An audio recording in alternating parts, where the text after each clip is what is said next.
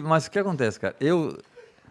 Até como jornalista e cidadão, eu até tenho tentado, assim, amenizar um pouco, mas tem coisas que você vê, que você viu a vida inteira.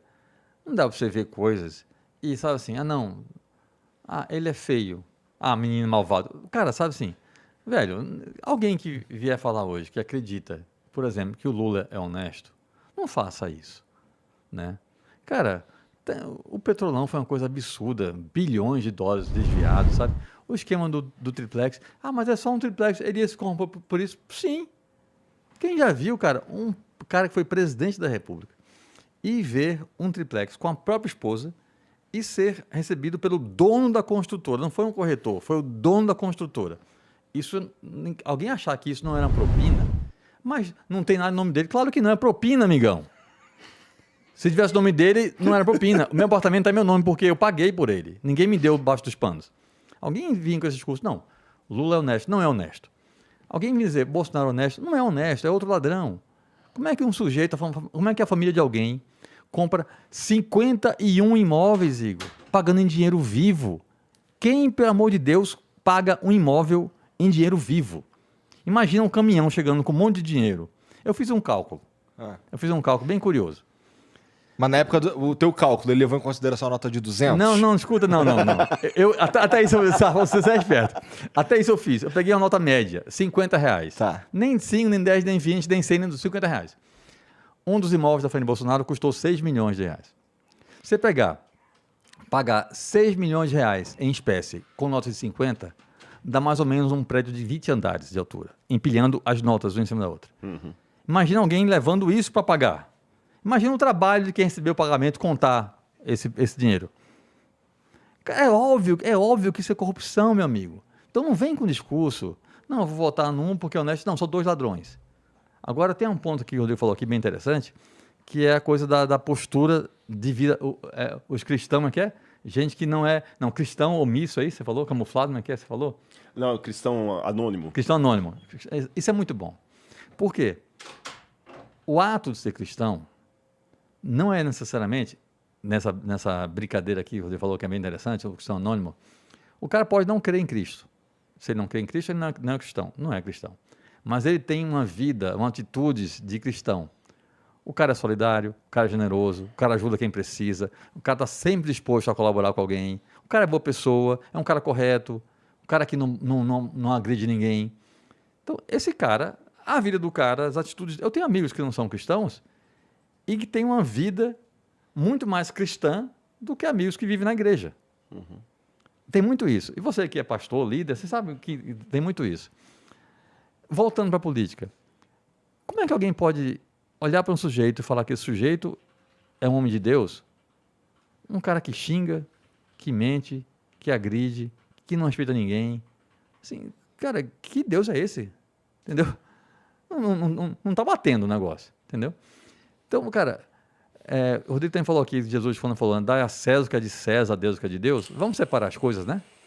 Quando a história, a gente está falando isso no carro, eu e o Rodrigo, a história mostra muito claramente que todas as vezes, sem exceção, que misturaram igreja e Estado, deu merda. Não mistura. Eu sou favorável à separação igreja e Estado. Não mistura isso, cara, não mistura isso, não vai dar certo nunca.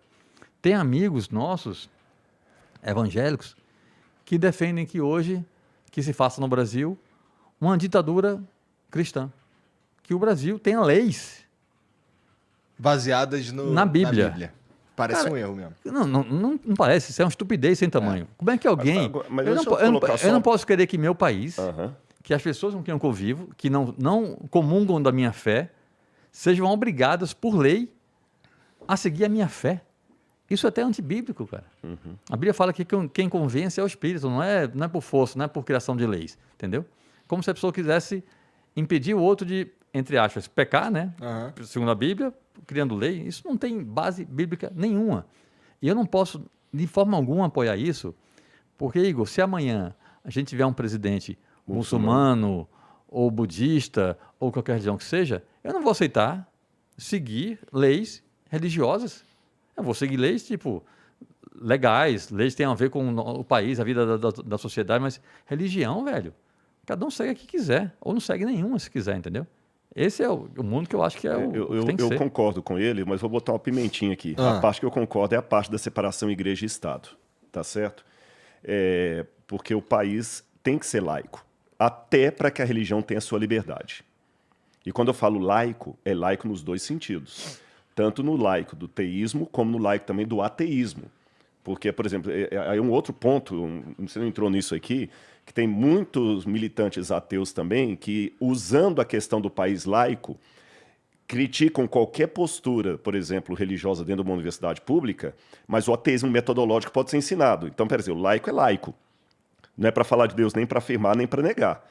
Mas o sujeito, dando uma de inteligentinho, né, ele quer falar, ele quer detonar com a religião dentro de sala de aula, mas ele quer dizer que isso é laico. Não, laico é não falar de jeito nenhum. Isso que é laico. Exatamente, Laicismo exatamente. é isso. Exatamente. Então não vou falar nem para defender Deus, nem para atacar Deus. Uhum.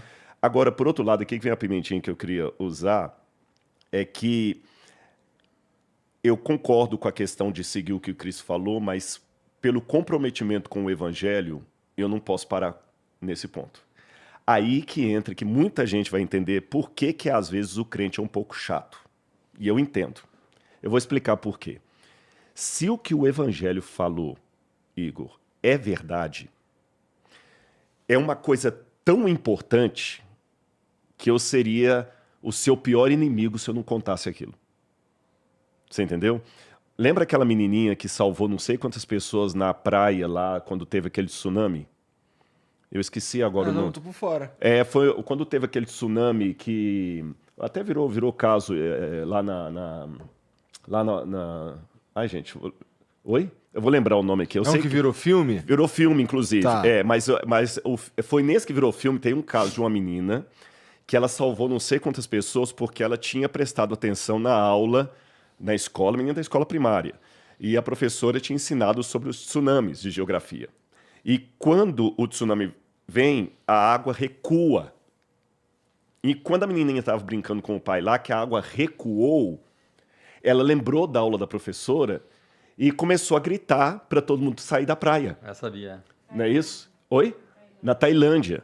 E aí muita gente ouviu a menininha e saiu. E outros que não ouviram se lascaram. Aquela menininha pareceu a louca, porque a praia recuou. Puxa, que oportunidade legal ver estrelas e tudo mais. Olha, pode ir até lá. E a menina começa a gritar para sair, mas é porque ela tinha uma informação que se ela não desse, ia custar a vida de todo mundo. Então vamos ser coerentes. Se eu sou um arqueólogo, um teólogo, trabalho com a Bíblia e acredito na Bíblia, e a Bíblia me fala o processo da salvação, a volta de Cristo, o juízo final, e eu não conto isso para você, eu sou a menininha na praia sabendo da desgraça que vai acontecer e caindo fora com minha família e deixando você se lascar. Sim. Agora, só que nesse exercício de falar para você que o tsunami vai vir, sem nenhuma evidência disso, tão tátil, a não ser o afastamento ali, eu vou passar por louco. Eu vou passar por um débil mental, por um chato. Então, a questão de fazer o bem que o Cléster falou é verdade, mas ela tem um certo limite. Uma vez tinha um rapaz que falou para Jesus assim, o que eu farei para herdar a vida eterna?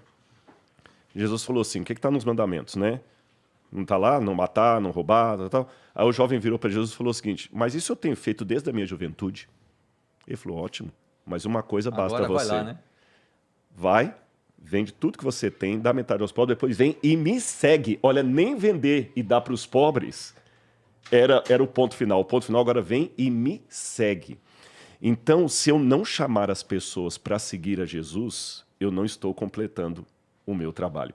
Aí, nessa questão, que é difícil o exercício, eu entendo a indignação do Cléster contra os políticos de um modo geral, alguém dizer que político é igual fralda.